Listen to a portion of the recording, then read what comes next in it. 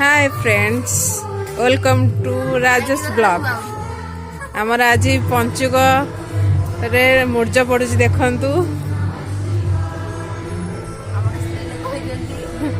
गोटे स्त्री लोक होती दीप धरती आम लिटिल सिस्टर पकाउं केते सुंदर भाव पकई देखु।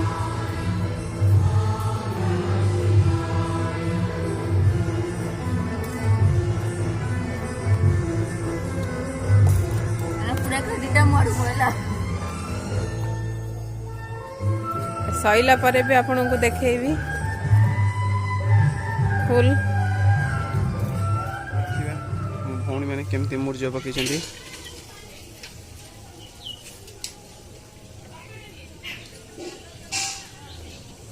बा भल देखा ना भल देखा कि नहीं मत कमेंट बॉक्स रे जणाइबे।